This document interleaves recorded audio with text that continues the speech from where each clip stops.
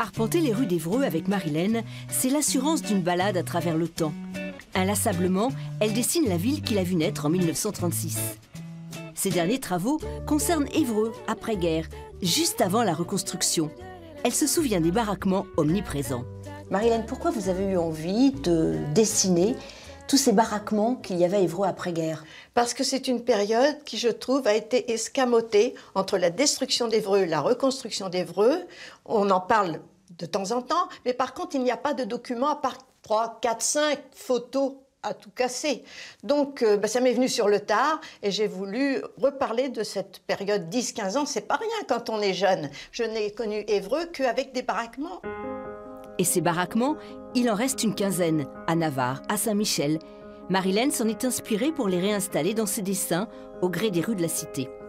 Elle se promène dans sa mémoire, revisite chaque quartier et se rappelle la place du marché avec ses halles en bois. À l'intérieur, ça faisait comme un souk. Tous les commerces étaient mélangés. Donc, il y avait aussi bien un boucher, un marchand de jouets, un opticien. Là, par exemple, bon, la loterie, c'est grand comme une cabine téléphonique. Mais la dame en face qui remaillait des bas, parce que dans ce temps-là, on ne jetait pas les collants pour un oui, pour un non. La dame avait 2 fois la grandeur du petit truc de loterie. Et elle ouvrait un carreau et on lui donnait nos bas et notre argent. On ne pouvait pas rentrer dans son magasin. Tellement c'était petit. Petit. Là, c'était les plus petits. Hein. Alors là, je vais vous montrer le pré du Bé-les-Bas. Je suis allée dessiner en mettant tous ces baraquements où il y avait les allocations familiales, la sécurité sociale. Et sur la colline, vous remarquerez qu'il n'y avait aucune maison à cette époque-là. Comment vous expliquez qu'il y ait si peu de documents concernant cette période où...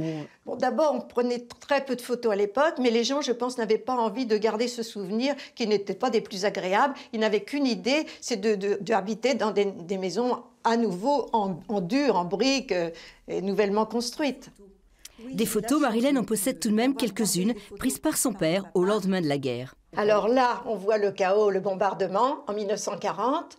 Et ensuite, on voit, une fois que c'est déblayé, et l'ébauche des premiers baraquements. Ici se trouve ma mère, moi et mon petit frère, nous partons nous promener. Toutes ces encres de Chine seront exposées en avril à la médiathèque d'Évreux. L'occasion pour Marilène de partager ses souvenirs. Quel est le secret de votre prodigieuse mémoire?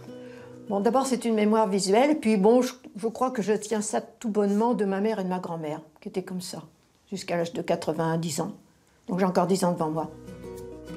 Il en va de même pour son bel enthousiasme qui lui aussi n'est pas prêt de s'éteindre.